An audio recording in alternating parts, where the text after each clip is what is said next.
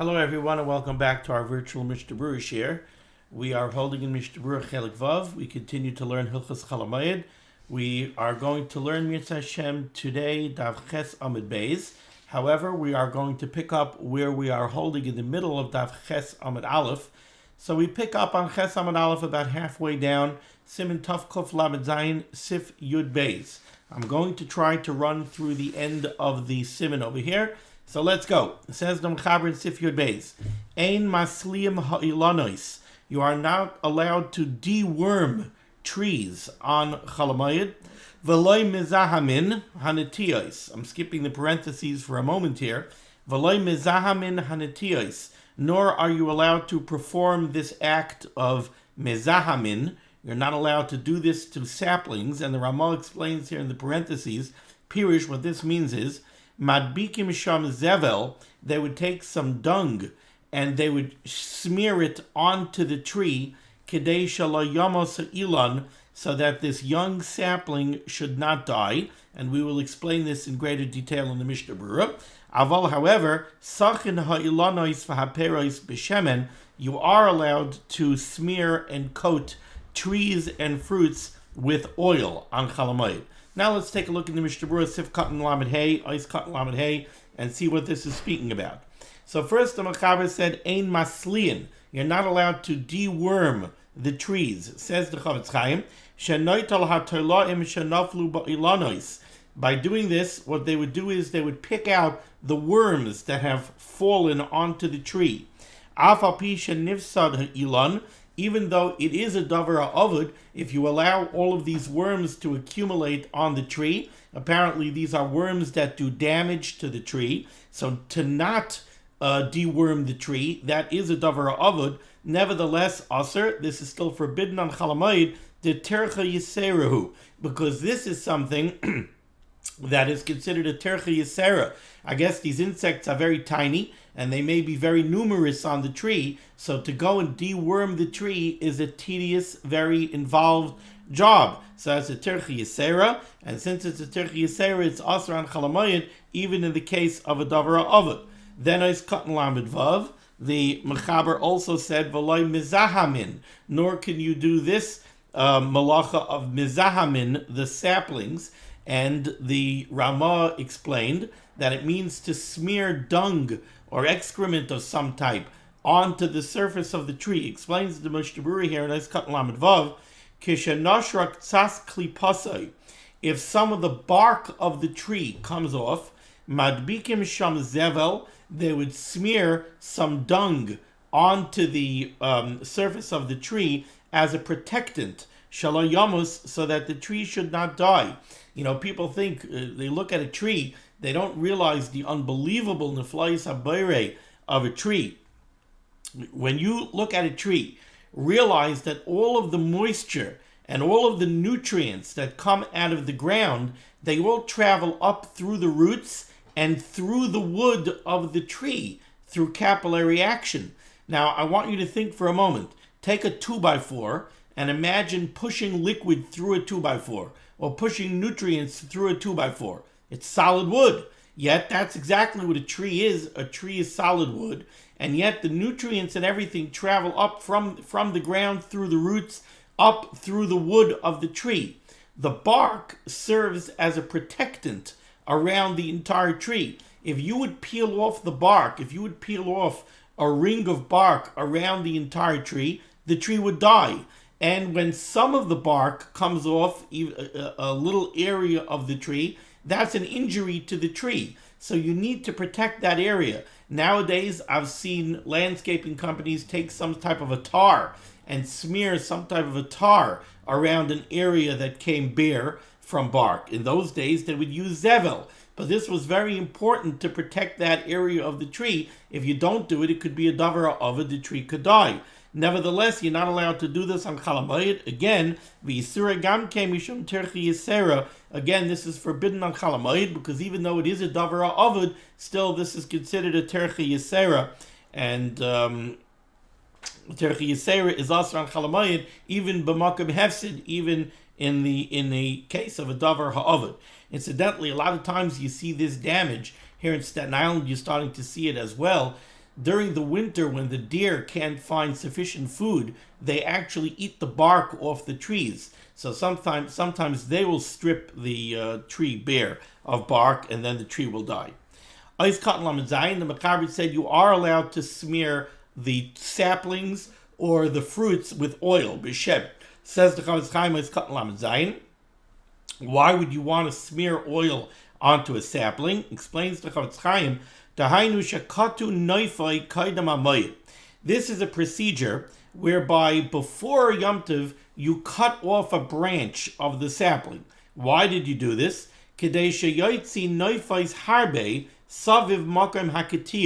Sometimes when you cut a branch off of the tree, several new shoots will shoot out of that area, and you want to increase the branches on the tree. So by cutting off this one branch, now you may get several new branches growing out.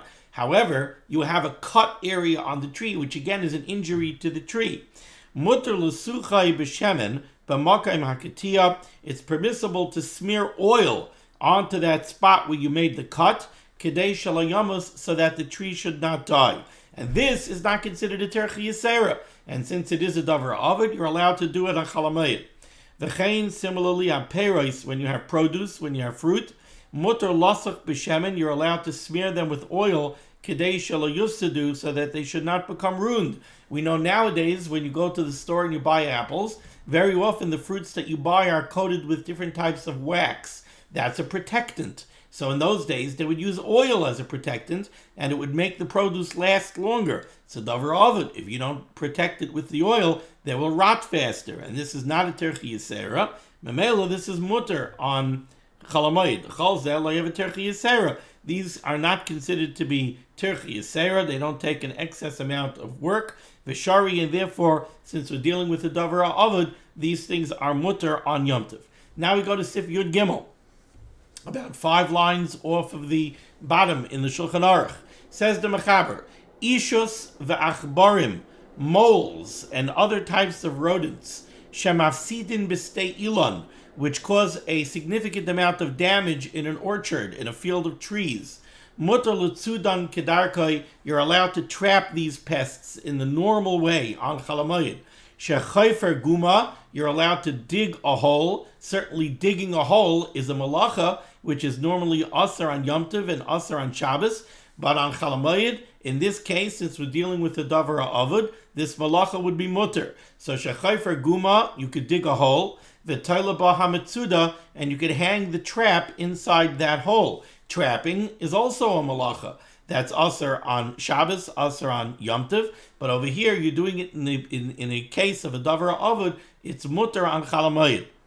Va'afilu b'stei halavan hasmucha l'stei ilan, even if you have a field of grain, a field of tfuah. So this is not an orchard. We're not talking about trees, but this grain field is right adjacent to a field of trees. So va'afilu b'stei halavan, even in a field of grain, hasmucha l'stei ilan, which is adjacent to a tree orchard, mutar l'tzudan kedarkai, even over there. The moles and these rodents don't do a lot of damage in a grain field. They do damage in a field of trees. But if the grain field is adjacent to a tree orchard, so too in this case, according to the first opinion here in the Mechaber, you're allowed to dig and place the traps for the rodents in the normal way. Why? Because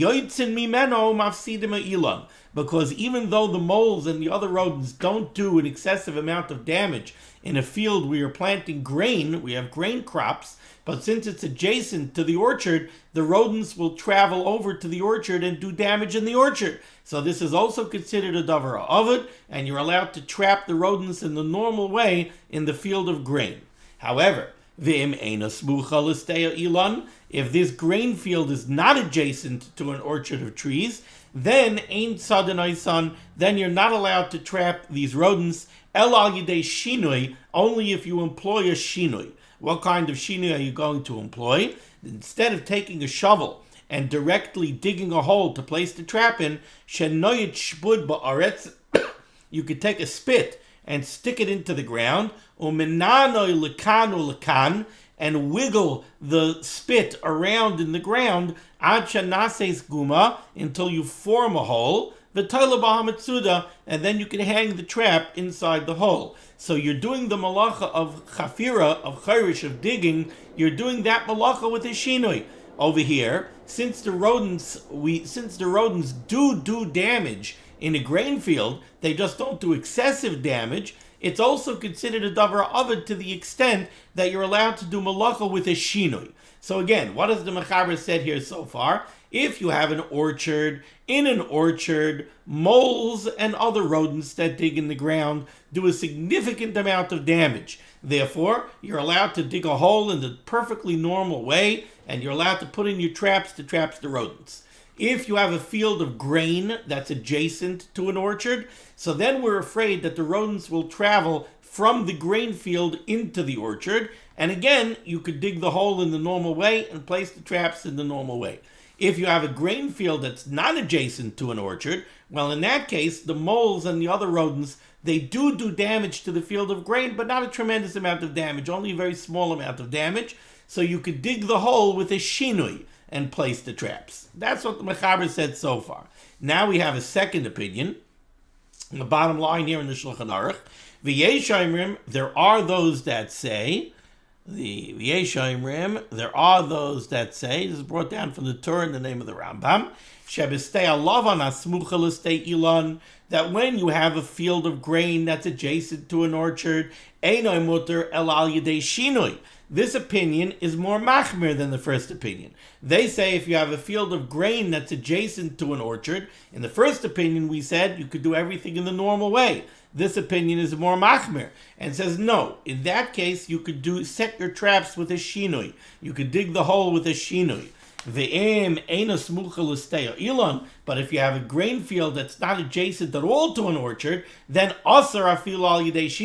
then you're not allowed to do this even with a shinui, because the rodents don't do enough damage to justify doing the malacha on Chalamayid. Okay, we read a whole sif over here. Now let's see the Mishnah Berurah back on Ches and Aleph, Ois Cotton Lamed Ches, 2 lines from the bottom.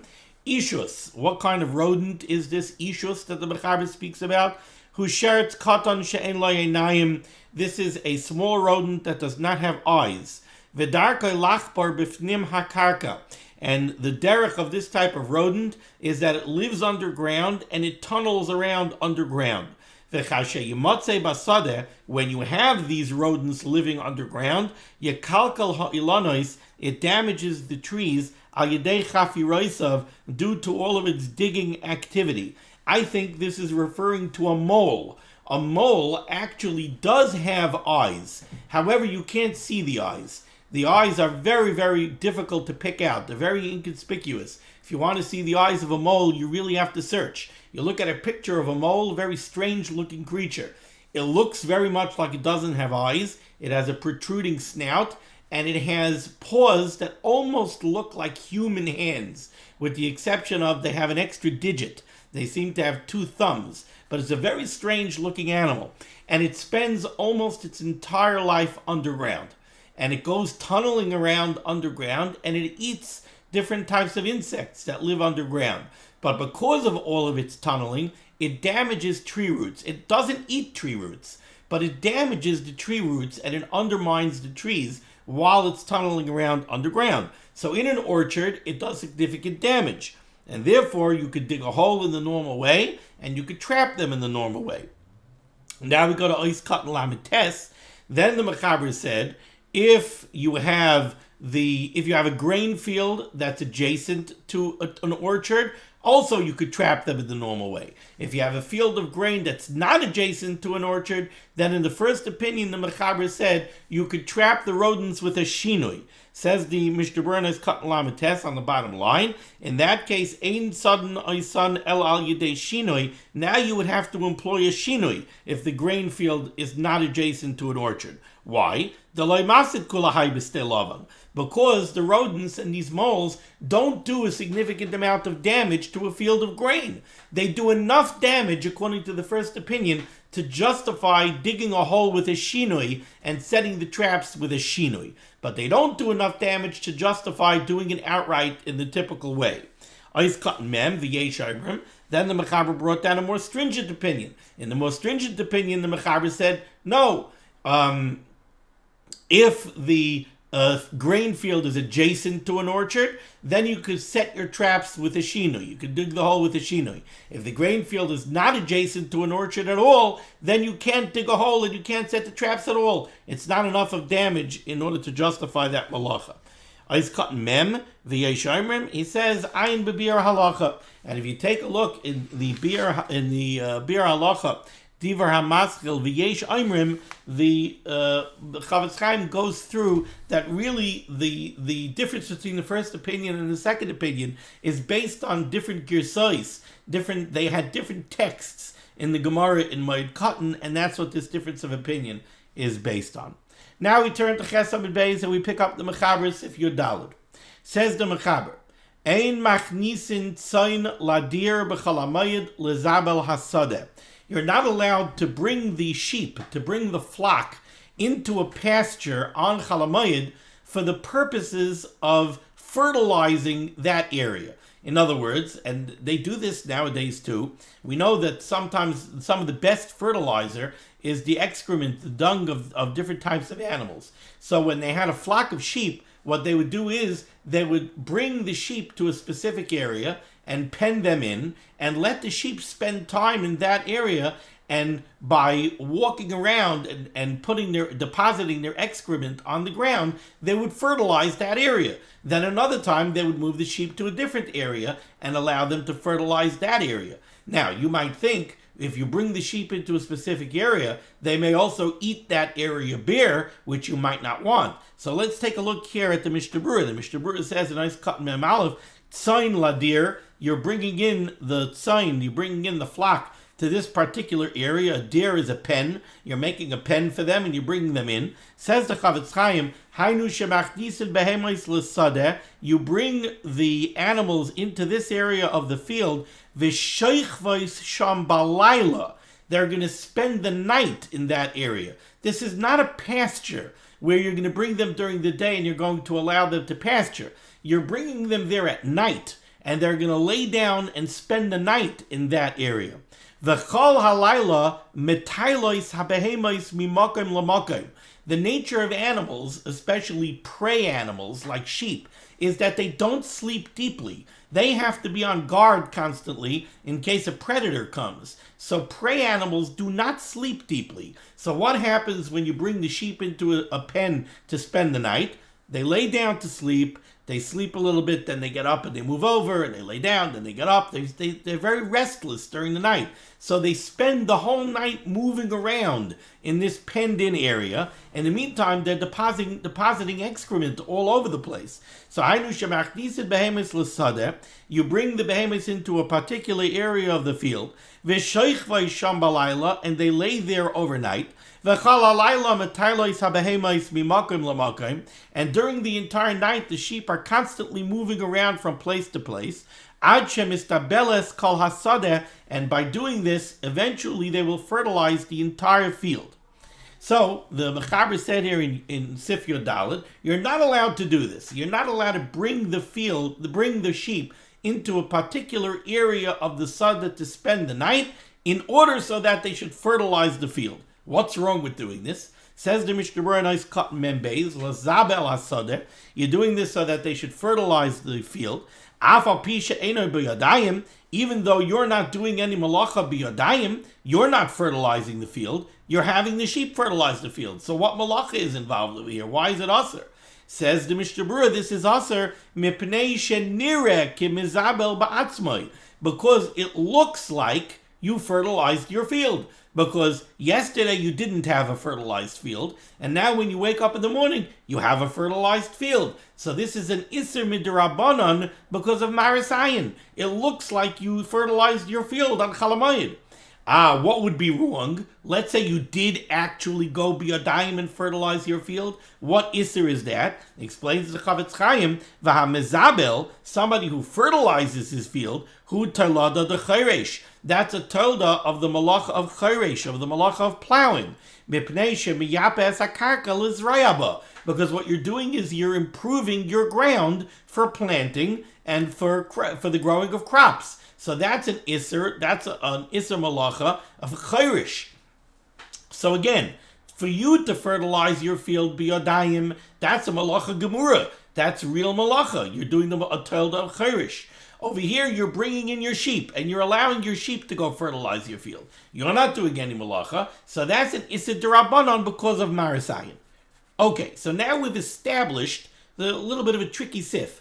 Now we've established what the problem of bringing your sheep in and allowing them to fertilize your field is. So now let's read further in the sif, but let's start from the beginning again. So said the Mechaber here in Yodalit, Ein machnisid tzayin l'dir b'chal hamayid l'zabel hasadeh. You can't bring your sheep into a specific area of the field so that they should fertilize your field.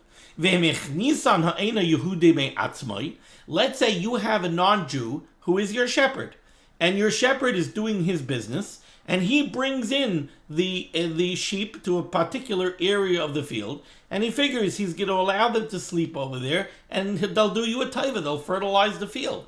That's mutter af b'Shabbos, says the Mechaber. That's permissible even on Shabbos. What's at play over here? Normally, if a guy comes to do malacha for you on Shabbos, let's say the landscapers show up at your house on Shabbos. You're sitting down to the Suda Shabbos afternoon, you hear the lawnmower outside. Oh, the non-Jewish landscapers are here, and they're cutting my grass. You're mechuyev to stop them. They're doing malacha for you on Shabbos, you have to go stop them. But over here, this is not real malacha. The non-Jew, by bringing the sheep into the pen and allowing them to fertilize the field, is the non-Jew doing malacha? No, he's not fertilizing your field. He's allowing the sheep to fertilize the field. Even for you to do that would only be an Isser Marasayan. So you're not mechuyev to stop them. So if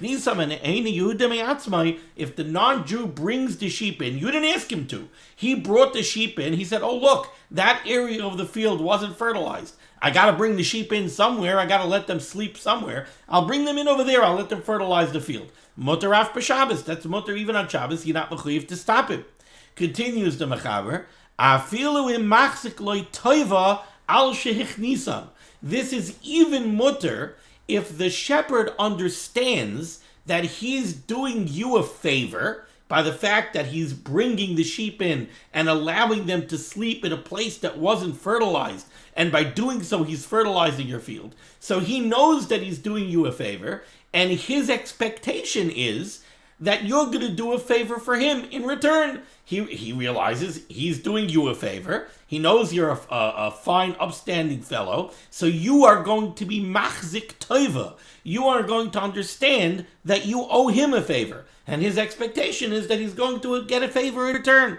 So you're not mechuyev to stop him from doing this on Shabbos, even though on a certain level he is expecting remuneration. But it's not financial remuneration. It's only that you're going to owe him a favor. It's still mutter.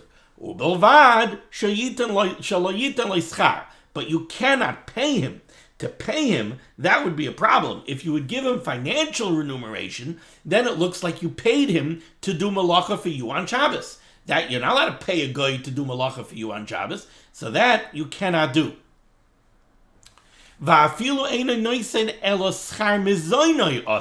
Let's say you're not going to actually give him financial remuneration, you're not going to pay him for the work that he did, but what you're going to do is you're going to give him lunch. No, on Shabbos that would be aser.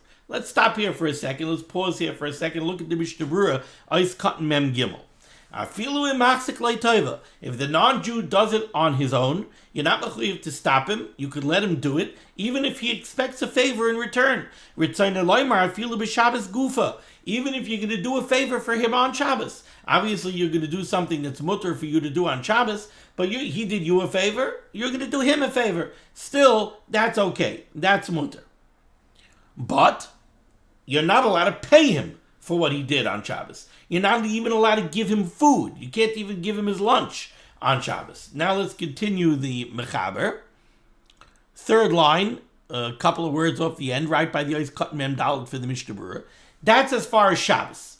Ubi Yom Tov, on Yom Tov, which is one step more lenient than Shabbos, Ubi Yom Tov, Yachalita Loi Schar Mizaynai. If on Yom Tov the non-Jewish shepherd brings in the sheep and allows them to fertilize your field, so then you could give him lunch. But you still can't give him financial remuneration. You still can't pay him. Says the Mishnah Berurah is cut mem daled. Uvi Yom Tov Yachol. Now this is a tricky Mishnah Berurah. Uvi Yom Tov Yachol. The Mechaber said on Yom Tov you could give the non-Jewish shepherd lunch on account of the fact that he went ahead and he fertilized your field. Not he fertilized your field. He brought in the sheep so that the sheep could fertilize the field.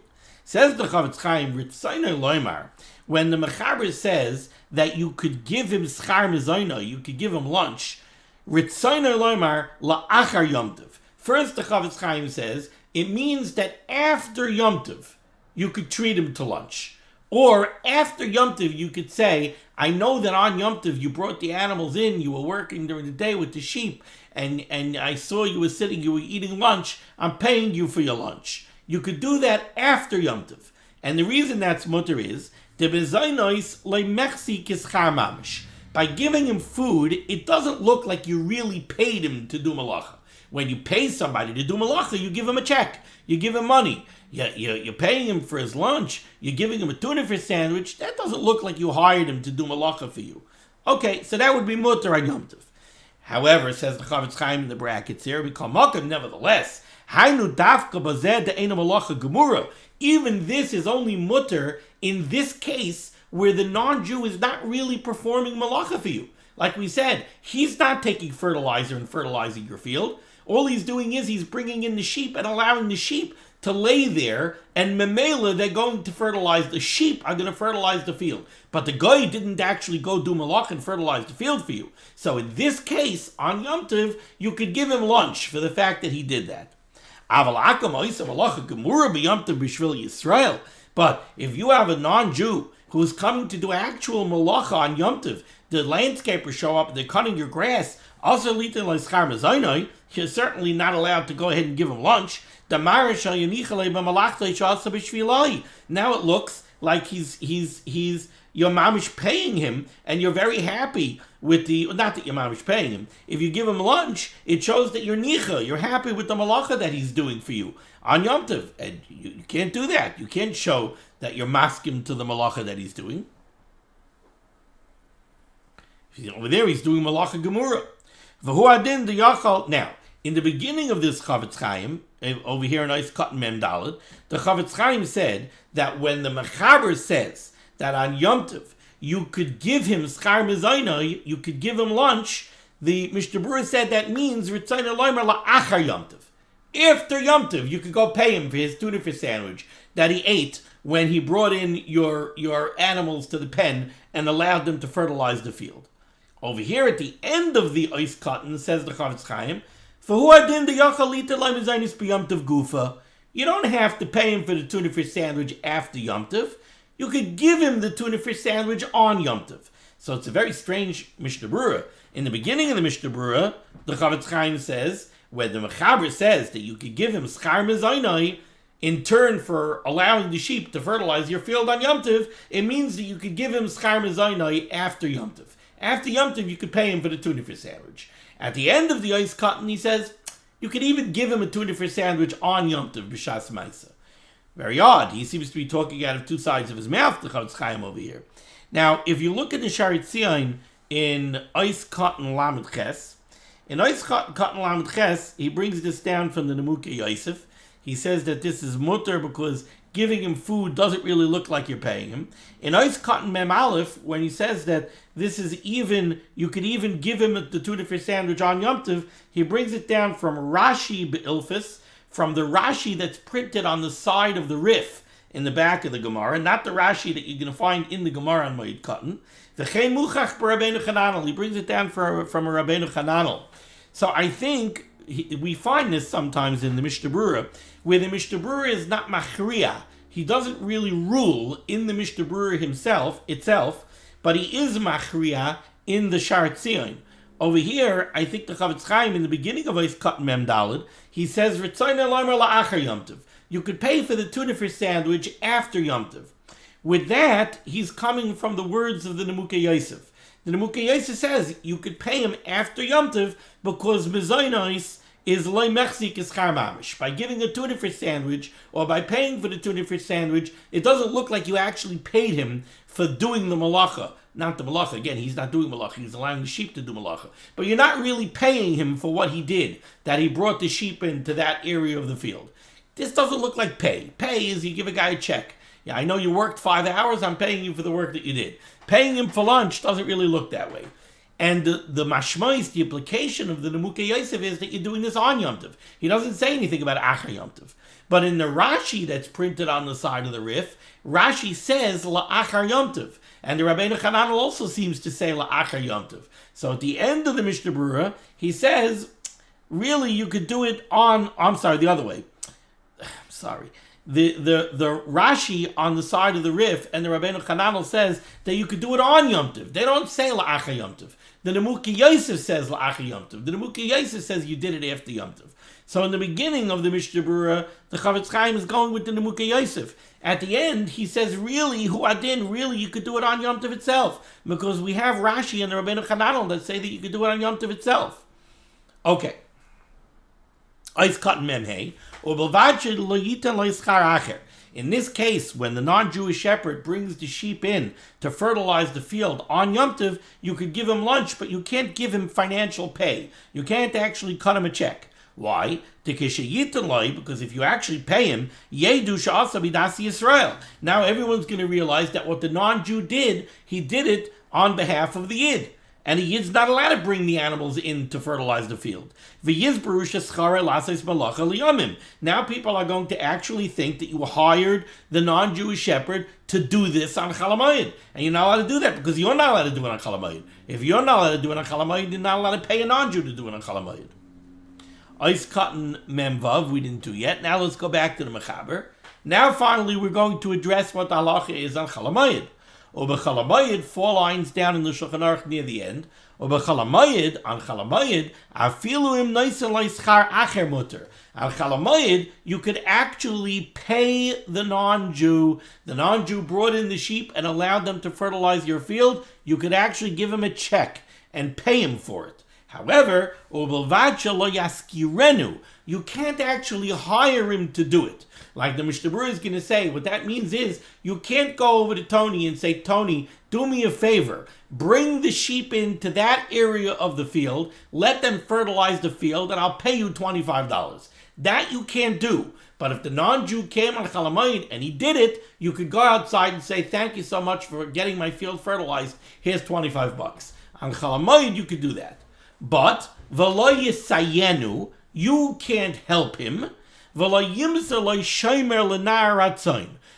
could you give him an assistant. You can't go ahead and give him an assistant to help out in doing it.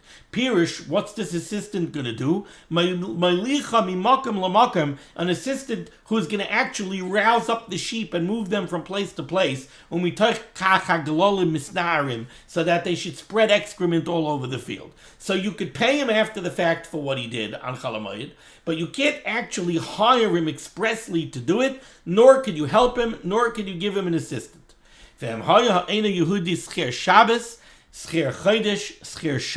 However, let's say this non-Jewish shepherd is a long-term hire.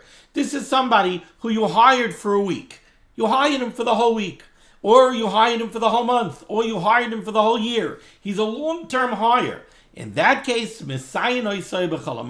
you actually could help him do this work on Chol Hamoed. You could help him out with the sheep. And you could give him an assistant who's going to get up, rouse up the sheep, and move them around. Why is this? Let's take a look at the Mishnah Berurah. Ois Katan Memvav. On Chol Hamoed, you could actually pay him for doing this. As long as you don't expressly hire him to do this for you on Chol Hamoed. What the Mechaber wants to say is, what does it mean to hire him? You can't tell the non-Jew straight out, Asay, go ahead, bring in the sheep, let them fertilize that area of the field, and I'll pay you after Yom Tov. You can't do that. The kol she'ein oisa, because whatever you're not allowed to do on Yom Tov, ein armalakal asos. You're not allowed to have the non-Jew do for you. You're not allowed to ask him to do it for you on Chol Hamoed. So you're not allowed to bring in the sheep yourself on Chol Hamoed and have them fertilize the field. You can't hire the non-Jew to do it. But if he did it, you can pay him for what he did. Siman Tavkuf Mem Gimel Sif Aleph. Mem Zayin v'lo yimsa lo shomer. You can't give him an assistant. Why? Because by you giving him an assistant to help in what he's doing, why are you helping him out? Why are you giving him an assistant? It looks like you hired him to do the work that he's doing, and you realize he needs another hand, so you're giving him another hand. You can't do that. Ois cotton mem ches. If this non-Jewish shepherd is a long-term hire, then on Chol Hamoed you are allowed to help him, and you are allowed to give him an assistant. But Chol Hamoed, however, this is only mutter on Chol Hamoed. Avo b'Shabbos v'Yom Tov aser afilu b'sker shana. If you have somebody who's hired, a long-term hire who's going to work for you for the entire year, you're not allowed to help him on Shabbos or Yom Tov, or give him an assistant on Shabbos or Yom Tov to go do this for you, to bring in the sheep, to go take care, to go fertilize your field. It's only mutter on Chol Hamoed. V'chein limsa lo shomer aser b'Shabbos v'Yom Tov. I've got mem tes u'moisrin loy avaliskar loy shomer b'moed aser afilu b'kain zeh. But to hire an assistant for him, you're not allowed to do, even on Chol Hamoed. Now, the reason this is mutter by a long-term hire is because by a long-term hire, we don't look at it that he's doing work for you. We look at it that he's doing his own work. This is a guy who's working for me for a year. He knows the work that he has to do. He wants to go ahead and he wants to do it this way, and he wants to do it on Chol Hamoed. Fine, that's mutter. He's not doing work for me. Okay, now we go to Sif Tezvav. Also, liktzar hasada b'Chol Hamoed. You're not allowed to go harvest your crops on Chol Hamoed. That's a malacha gemura. You're not allowed to do that on Chol Hamoed. Im einay nifsad, unless it's going to get ruined. If your produce is fully ripened, and if it stays like this, it's going to get ruined. Or if your produce is ready to be picked up, and you know that there's a storm coming tomorrow, which is going to wipe out your crops, then it's a davar ovid, and then you're allowed to harvest on Chol Hamoed.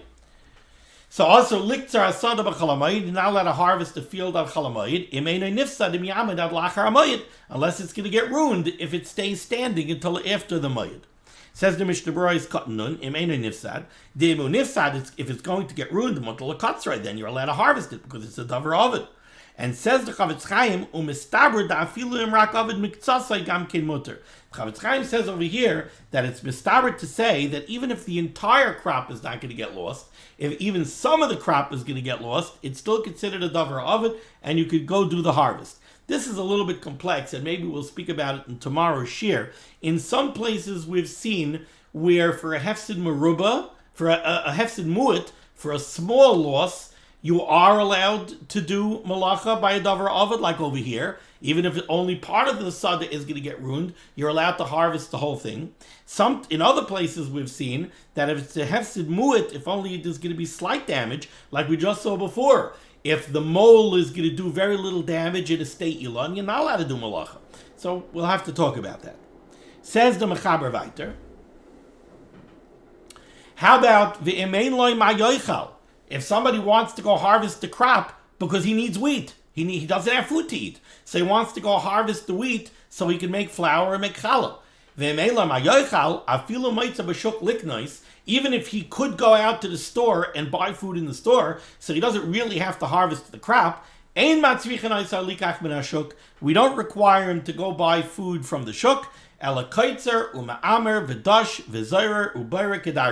Rather, he could harvest, he could bundle up the grain, he could thresh the grain, he could sort the grain, he could do butter on the grain, and like the Mishnah Berurah is going to say, he could grind it into flour, he could do everything. As long as he doesn't do the threshing with animals. Because when you do the threshing already with animals, now it looks like you're getting involved in a commercial endeavor. You're doing it liyamim rabim, you're doing a tremendous quantity. That's inappropriate for Chol Hamoed. And this qualification that you cannot use animals is only if you only need a small quantity for yourself. If you need it for the yeshiva, or if you need it for the whole community, then then you can even do it with animals. Says the Mishnah Berurah, Ois Cotton Nun Aleph, if you don't have food, so you have to harvest the crop, so really you have two choices. You could go out to the store and you could buy, or you could harvest. The halacha is you could harvest. We don't require you to go buy. Nor do we make you borrow. No, you could harvest and process your own. You could do the malacha of bayrer, and the Mishnah Berurah puts in v'toichin kedarkai, and you could grind the grain in the normal way. Kain tzarich laimar, that's what it should say here. Or it's in the laimar, what the Mechaber wants to say here is dein tzarich shino. You could do mamish everything kedarkai. You don't have to employ a shinoi of any kind. And this stringency that you're not allowed to do the threshing using animals, because that already creates a whole public scene and it looks like a commercial endeavor. But of course, when you're engaging in doing all of this malacha, you should only do what you have to do, what you need for now. You shouldn't do for after the mayit. You're not allowed to do the threshing with animals. Hatam kanal, the rationale is what we just said, because it's av shemilsa. Well, if he's that gam b'shar balechayim aser, it doesn't have to do with cows. Any kind of animal you're not allowed to do it with. Okay, now we go to Sif Tezayin, the final Sif in this Siman, 2 lines off the bottom in the Shulchan Aruch.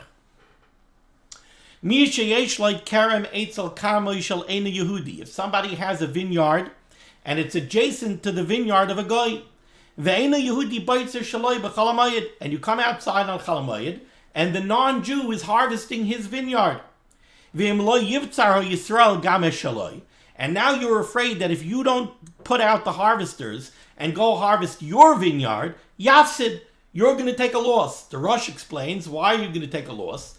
If the non-Jew is harvesting his vineyard right next door to your vineyard, and you're not going to be working in your vineyard, then they're going to encroach on your vineyard and they're going to take grapes from you, or they're going to trample your vineyard.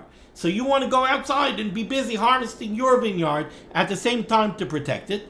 Yachal lebatzrai, you're allowed to go harvest it because this is a davar of it. Velidroi chayayin, and once you harvested the grapes, you're allowed to press them into wine, otherwise they're going to sit around and get ruined.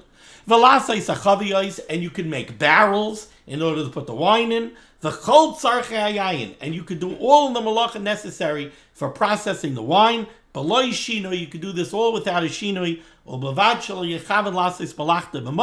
As long as you don't leave this work for Chalamayid. Don't decide before Yom Tov, I'm going to do my wine harvest, on my grape harvest on Chalamayid. That you can't do.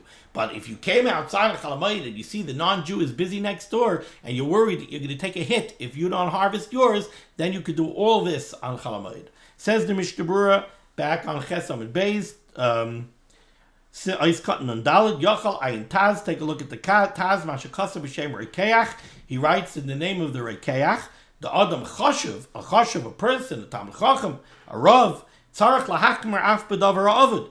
The Rekeach says that a Choshev, a person that people are going to learn from, should be machmir not to do malacha on Chalamayid, even in the case of a Davar Ovid, because people might learn from you. But the Kabayis takes issue with it. When we call Makim, nevertheless, certainly an Adam Chashiv, if he has to do malacha in the case of a davar ha'avid on Chalamayid, he should do it discreetly. When an Adam Chashiv does malacha on Chalamayid, it's very possible people are going to look, they're going to say, I saw the Rav do malacha on Chalamayid, so I could also do malacha on Chalamayid. And if one time an Adam Chashiv is doing malacha because of a davar ha'avid on Chalamayid, and now a takala, a stumbling block, comes out because of that. Al yedei sheha'olam dimu shemutar lasis l'chavin l'chatchilu l'aniach ha'malachis on Chalamayid, where people look and they say, oh, I saw the Rav did malacha on Chalamayid, so now they're going to think it's mutter to reserve doing your malacha. They're going to hold back malacha and plan to do it on Chalamayid. So then that's a huge problem. If that ever happened once, then the Adam Chashuv, because of a midas chasidus, should be very careful not to do malacha anymore, even by a davar ha'avid on Chalamayid. Ice cotton on hay. In this case, the Yid is allowed labatzrai. He's allowed to go ahead and harvest his vineyard. Upayalim yisraelim yachalim lital schar. If he employs Yiddish employees, he could pay them. Even though they have food to eat, have a davar ha'ovid, and for them it's not a davar ha'ovid, still you're allowed to pay them. They had a heter to do the malacha for the yid, because that's a davar ha'ovid for the yid, so they're allowed to do malacha for him. And once they do malacha, they're allowed to get paid. This is similar to the same situation in reverse. If you have a Yiddish employee who doesn't have what to eat on Chol Hamoed, you're allowed to give him work, even though you don't need the work. So you don't have a heter of a davar ha'ovid, but you're allowed to support him. So you're allowed to give him work to do for you so that you could pay him on Chol Hamoed. You're